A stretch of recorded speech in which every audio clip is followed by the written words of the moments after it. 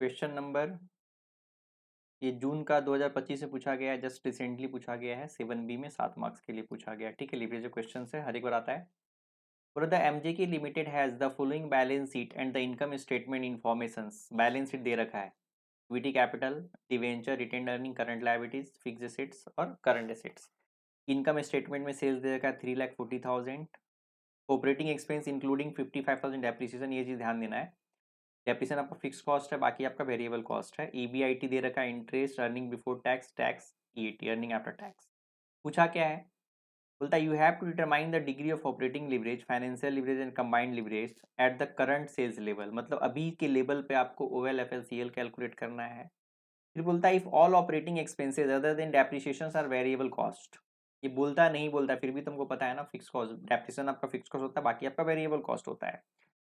तो बोल रहा अगर ऐसा होता तो if total asset remain the same, अगर टोटल एसेट सेम है but the sales level increase by 20%, अगर आपका सेल्स 20% से बढ़ता है तो क्या होगा, अगर डिक्रीज होता है 20% से तो क्या होगा, what will be the earning per share in the new situation. तो आपका ईपीएस क्या होगा। इसका मतलब इसमें टोटल 2 क्वेश्चन सॉल्व करना है। एक में बताना है अभी करंट लेवल पे ओएलएफएलसीएल क्या है, और फिर सेकंड में बताना है आपका 20% सेल्स बढ़ने से ईपीएस क्या आएगा, 20% सेल्स घटने से आपका ईपीएस क्या आएगा। ठीक है, चलिए तो एक एक करके हम लोग इन्फॉर्मेशन कैलकुलेट करते हैं। पहले क्या क्या, पहला क्या क्या दे रखा है ध्यान देंगे। वेरिएबल कॉस्ट टोटल दे रखा है 120 में से 55 आपका डेप्रिसिएशन है, तो मतलब वेरिएबल कॉस्ट कितना है आपका 65, और ऑपरेटिंग फिक्स कॉस्ट कितना हो गया आपका 55। क्लियर है, यहाँ तक कोई डाउट नहीं।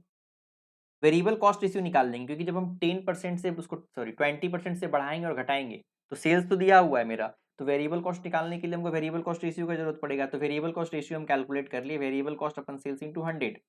तो यहाँ से हम लोग कैलकुलेट कर लिए तो कितना आ गया 19.11765% आ गया वेरिएबल कॉस्ट रेशियो। देखिए टैक्स रेट, जब हम ईपीएस निकालेंगे तो टैक्स माइनस करना होता है। यहाँ पे टैक्स तो दे रखा है, क्या बोलता है आपका earning before interest and tax, earning before tax इतना दे रखा है और इंटरेस्ट टैक्स इतना दे रखा है, आपका अर्निंग आफ्टर टैक्स इतना दे रखा है, लेकिन रेट पता नहीं चल रहा है। तो हम लोग यहाँ पे क्या करेंगे कि दोनों इन्फॉर्मेशन से क्रॉस मल्टीप्लाई करके टैक्स रेट निकालेंगे। तो टैक्स रेट कैलकुलेट कर लिए 56,000 अपन 160, तो कितना आ गया 35। इसका मतलब मेरा टैक्स रेट 35% दिया हुआ है, क्वेश्चन में डायरेक्टली नहीं इनडायरेक्टली दे रखा है। Equity shares 8 lakh share capital है, 10 रुपया का फेस वैल्यू, इसका नंबर ऑफ शेयर्स 80,000, क्योंकि ईपीएस निकालेंगे तो नंबर ऑफ शेयर्स भी चाहिए। तो सारा इन्फॉर्मेशन जो दिया हुआ था, हमने कुछ इन्फॉर्मेशन कैलकुलेट कर लिए। अब हम लोग लिवरेज कैलकुलेट करते हैं करंट लेवल पे। तो फर्स्ट जो पूछा है leverage at the current sales level, current level पे, तो इसमें सेल्स दे रखा है आपका 3,40,000, वेरिएबल कॉस्ट आप अलग से ही दे रखा है 65,000, तो कॉन्ट्रीब्यूशन कितना आ जाएगा आपका 275। डेप्रिसिएशन जो कि मेरा फिक्स कॉस्ट है उसको माइनस कर दिए 55, तो आपका ईबीआईटी कितना आ गया 2,20,000। इंटरेस्ट आपका 60,000। ये तो आपको नॉर्मल क्वेश्चन जो दे रखा है वही है, थोड़ा सा खाली वेरिएबल और फिक्स को अलग करना पड़ा है। तो आपका अर्निंग बिफोर टैक्स कितना आ गया 1,60,000। तो यहाँ से अब प्रीफरेंस डिविडेंड तो है नहीं, तो यहाँ से आपका OL F L C L सब निकल जाएगा। तो आपका ओएल के लिए कॉन्ट्रीब्यूशन अपन ईबीआईटी हमने डिवाइड कर दिया, आंसर कितना आ गया 1.25। फाइनेंशियल लिवरेज हमने क्या कर दिया, यहाँ पे ईबीआईटी अपन ईबीटी डिवाइड किए तो हमारा एफएल आ गया। कंबाइंड लिवरेज तो या तो मल्टीप्लाई करके निकाल सकते हैं, या तो कॉन्ट्रीब्यूशन अपन ईबीटी करके निकाल सकते हैं। तो हमने यहाँ पर मल्टीप्लाई करके निकाल लिया, तो इतना आ गया, तीनों आंसर आ गया। सेकंड केस में निकालना है 20% इंक्रीमेंट पे सेल्स और 20% डिक्रीज पे आपको ईपीएस निकालना है। ठीक है, तो EPS at plus minus 20% changes in sales. तो 20% हमने सेल्स एक कॉलम में बढ़ा के ले लिया, एक घटा के ले लिया। जो भी सेल्स दिया हुआ था हमारा, पहले का सेल्स क्या था हमारा 3,40,000, तो 3,40,000 में हमने 20% बढ़ाया तो इतना आया, माइनस किया तो इतना आया। कैलकुलेट करके देख लेंगे। वेरिएबल कॉस्ट हमने कैलकुलेट किया है, मेरा जो वेरिएबल कॉस्ट का रेट ये है, तो इसका हमने 19.11765% लिया तो इतना आया, इसका इतना आया, तो मेरा क्या कॉन्ट्रीब्यूशन आ गया। फिक्स कॉस्ट ऑलवेज फिक्स, तो फिक्स हमेशा फिक्स रहता है, माइनस कर दिया तो मेरा ईबीआईटी आ गया। इंटरेस्ट मेरा 60,000 फिक्स है, तो हमारा ईबीटी आ गया, और टैक्स रेट मेरा 30%, हमने 30% कैलकुलेट किया था, तो टैक्स ले लिया, तो हमारा क्या आ गया अर्निंग आफ्टर टैक्स आ गया। और प्रीफरेंस डिविडेंड तो माइनस करते, प्रीफरेंस डिविडेंड है ही नहीं, तो प्रीफरेंस डिविडेंड माइनस नहीं किए, तो यही हमारा क्या हो गया earning available for equity share holder हो गया।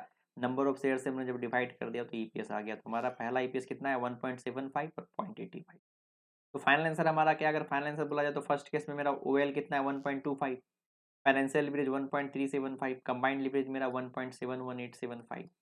अगर ईपीएस की बात करते हैं 20% इंक्रीमेंट पे कितना है 1.75, और 20% डिक्रीज पे मेरा क्या है 0.85। आप डायरेक्टली कंबाइंड लिवरेज के फॉर्मूला से भी निकाल सकते थे, लेकिन यहाँ पर वैसा बोला नहीं है, सिर्फ आपको निकालने के लिए बोला, इसलिए डिटेल बनाया, नहीं तो शॉर्टकट भी आप निकाल सकते थे डायरेक्टली इन मल्टीप्लाई करके। अब कुछ ध्यान दें, ट्विस्ट पॉइंट क्या क्या ध्यान देना है आपको। डेप्रिसिएशन हमेशा क्या होता है, फिक्स होता है। वेरिएबल कॉस्ट निकालते समय माइनस करना ना भूले, एग्जाम ट्रैप है, यहाँ पे मिस्टेक हो जाता है। डेप्रिसिएशन में आपका फिक्स कॉस्ट है तो वेरिएबल कॉस्ट में माइनस करना है आपको। डिग्री ऑफ कंबाइंड लिवरेज दोनों मल्टीप्लाई करके एक ही फॉर्मूला से सेल्स ईपीएस तक पहुंच सकते हैं, मिल जाता है इम्पैक्ट। नहीं अगर चेक करके देखेंगे आप, चेक करके देखिए 20% इंक्रीज हो रहा है। आप इसको ना कंबाइंड लिवरेज से मल्टीप्लाई करेंगे ना, बेस ईपीएस को 1.30 कंबाइंड लिवरेज से मल्टीप्लाई करेंगे तो इतना आएगा, और इससे अब इतना माइनस करेंगे तो इतना आएगा। आप चेंज करके देख लीजिए घटा करके, 130 माइनस इतना परसेंट करेंगे तो इतना आएगा। आप इसमें माइनस करेंगे इसमें प्लस करेंगे तो आ जाएगा। हम लोगों ने क्वेश्चंस में किया हुआ है शॉर्टकट मेथड, लेकिन आपको ये मेथड यूज नहीं करना है, इसे बताया गया है, आपको डायरेक्टली निकाल के बताना है, ये क्वेश्चन में पूछा है।